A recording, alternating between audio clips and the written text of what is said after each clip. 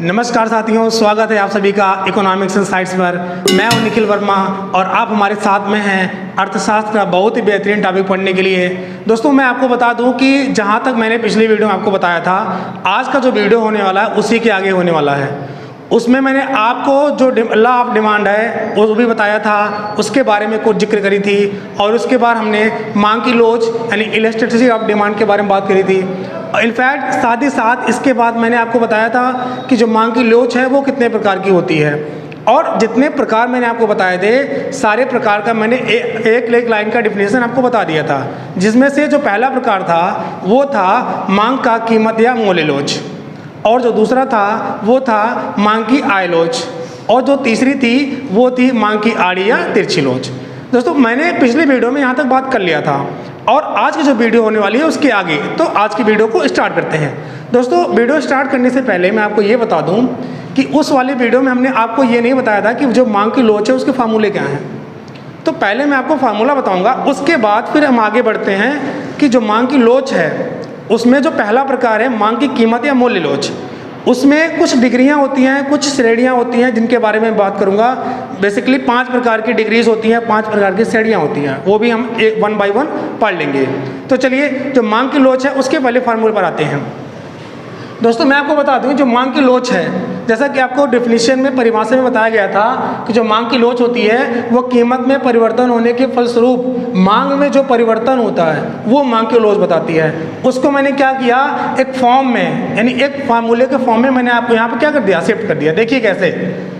जो मांग का लोच है वो बराबर होता है मांग में प्रतिशत परिवर्तन के अपॉन में कीमत में प्रतिशत परिवर्तन के, और इसको मैं अगर गणितीय टर्म में लिखना चाहूँ तो कैसे लिख सकता हूँ, ईडी यानी इलास्टिसिटी ऑफ डिमांड बराबर होगा percentage change in quantity demanded, it means QD लिखा है तो क्वांटिटी डिमांडेड होगा, अपॉन में परसेंटेज चेंज इन प्राइस।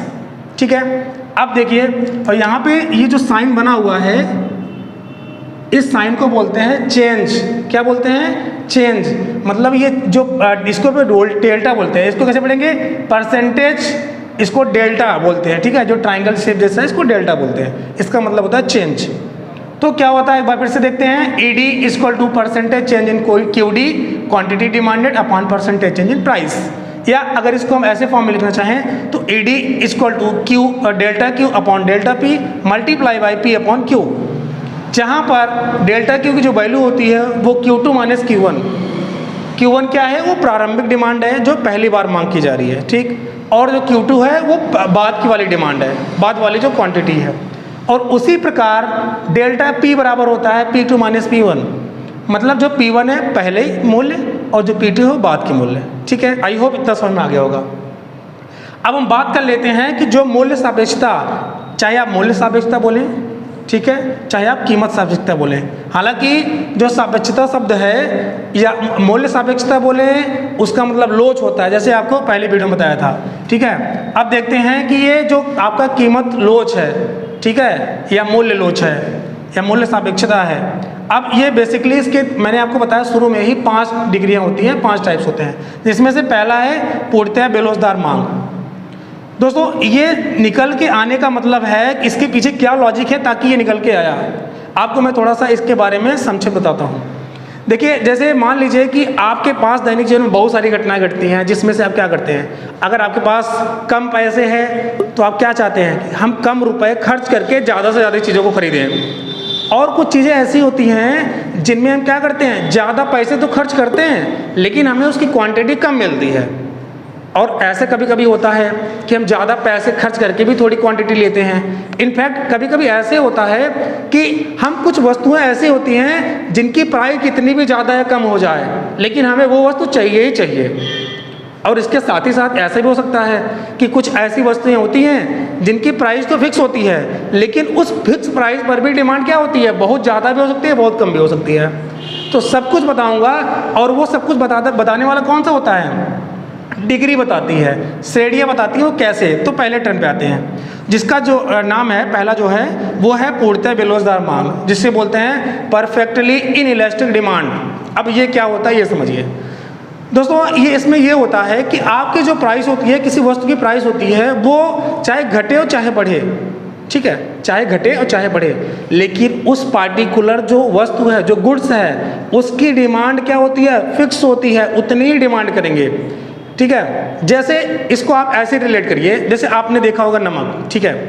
अब नमक क्या करते हैं, अगर आपकी इनकम अगर 10 रुपये आज है, बाद में अगर आप 1000 रुपये पर कमाने लगे हैं, तब भी अगर आप महीने में 1 किलो नमक खाते हैं ना, तो जब आपकी इनकम 1000 रुपये हो जाएगी, तब भी आप उतना ही नमक खाएंगे, 1 किलो खाएंगे, मतलब उसमें आपको चेंज नहीं करनी पड़ेगी। और साथ ही साथ मैं आपको दूसरा एग्जांपल अगर बताऊं, तो डॉक्टर अगर कोई मेडिसिन आपको प्रेफर कर देता है, आपको रिकमेंड करता है कि आप इस दवा को खाएंगे तो ठीक हो जाएंगे, अगर वो दवा किसी नॉर्मल व्यक्ति के पास, यानी जिनकी इनकम कम होती है, उसको बता दिया गया, वो तो चाहेगा ना कि हमें ठीक होना है, चाहे वो डिमांड, यानी उस जो दवा बताएंगे डॉक्टर, उस दवा की कीमत चाहे ज़्यादा हो चाहे कम हो, एटलीस्ट उस व्यक्ति को उस दवा को डिमांड करनी होगी, वो दवा खरीदेगा ही खरीदेगा, क्योंकि उसको स्वस्थ होना है, उसको सही होना है। तो क्या है, ऐसी जो वस्तुएं होती हैं, इनकी जो डिमांड होती है वो कैसी होती है, परफेक्टली इनइलास्टिक डिमांड होती है ऐसी वस्तुओं की।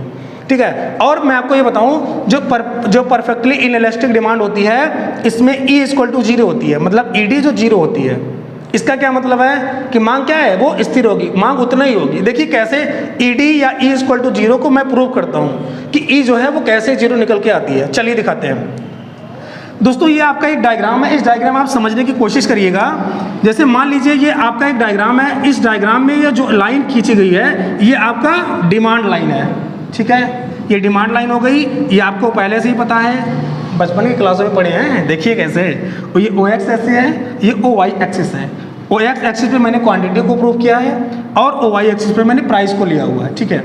अब क्या करते हैं, यहाँ पर देखिए ये प्राइस है, 10 रुपीज़ है, 15 रुपीज़ है, 20 रुपीज़ है, ठीक है। अब हम ये चेक करेंगे कि क्या 10 रुपये पर भी हमारी क्वांटिटी उतनी ही है, क्या 15 रुपये पर क्वांटिटी उतनी है, क्या 20 रुपये पर है, ठीक है। इसको चेक करते हैं।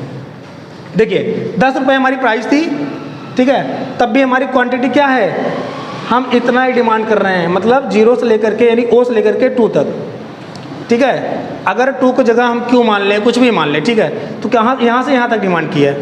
और जैसे हमारी प्राइस मान लो बढ़ गई, 10 से 15 रुपये हो गई, तब भी हमारी क्या है, मांग उतनी ही है, ठीक है, 2 यूनिट के बराबर ही है। अगर 10 से 20 पर शिफ्ट हो जाते हैं या 15 से 20 पर शिफ्ट हो जाते हैं, कीमत बढ़ के इतनी हो गई, तब भी डिमांड क्या है, इतनी ही है, ठीक है। ये क्या बताता है, ये बताता है कि कोई वस्तु की मांग कैसी है, वो पूर्णतया बेरोजगार मांग है। अब मैं इसको आपको फार्मूले पे ले चलता हूँ, फार्मूले पर दिखाते हैं कि E = 0 कैसे आता है। देखिए फार्मूला जो आपका होता है वो होता है ED = ΔQ upon ΔP multiply by P upon Q, ये फार्मूला होता है, ठीक है। अब इस फार्मूले पर मैं इन जो यहाँ पे जो वैल्यू दी हुई है P1 P2 Q1 Q2 को इसमें पुट करूँगा, ठीक है, तो आपको निकल के आएगी E = 0 होता है। यहाँ ऊपर वाला मैं इसको इरेज कर देता हूँ। देखिए कैसे, ED = ΔQ है, थोड़ा नीचे लिख देते हैं, ED = ΔQ, जैसा कि आपको पता है ΔQ का मतलब होता है Q2 - Q1, ठीक है। अब यहाँ पे Q2 कितना है, 2 है, और Q1 क्या है, 2 है, तो इसका मतलब क्या हो गया, 2 - 2 अपॉन में ΔP है, ΔP का मतलब क्या है, P2 - P1 होता है, और P2 यहाँ पे कितना है, 15 है, और P1 कितना है, 10 है। तो क्या करेंगे, P2 - P1 को माइनस कर देंगे, तो 15 से 10 को माइनस करेंगे, कितना आएगा, 5 आएगा। तो यहाँ पे हम लिख देंगे 5, या ऐसे जैसे मैंने ऊपर लिखा है वैसे यहाँ भी लिख सकते हैं, तो हो जाएगा 15 - 10, ठीक है। मल्टीप्लाई कर लेते हैं, जो P है, P in the sense initiative, यानी ये P1 है, तो P का मतलब P1 से, तो हो जाएगा 10 अपॉन, और उसके बाद Q है, Q की वैल्यू क्या है, Q का मतलब Q1 से 2 हो गया, यहाँ पर 2 लिख देंगे। अब देखिए 2 - 2 0 हुआ, अपॉन में 15 - 10 5 हुआ, मल्टीप्लाई बाई 10 अपॉन 2, इसको कैंसिल आउट कर देंगे, 2 5 10, ये कैंसिल आउट हो गई और ये 5 आ गया। तो आपको पता है 0/5 मल्टीप्लाई बाई 5 इक्वल टू क्या, 0 आएगा। तो मतलब ED निकल के कितनी आ गई, 0। और यहाँ पे ED की वैल्यू, या ED की वैल्यू क्या है, या E लिखे या ED लिखे, बोथ आर सेम, तो E = 0।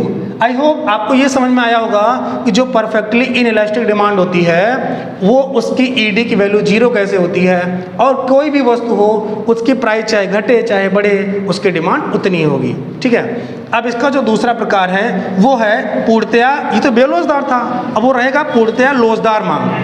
ठीक है, आज के वीडियो में बस इतना ही बताऊंगा। ठीक है, और इसके आगे जो दूसरा प्रकार है, दूसरा स्टडी है, मैं इसको आगे वीडियो में बताऊंगा, बहुत ही अच्छे तरीके से बताने की कोशिश करूंगा। आज के वीडियो में बस इतना ही।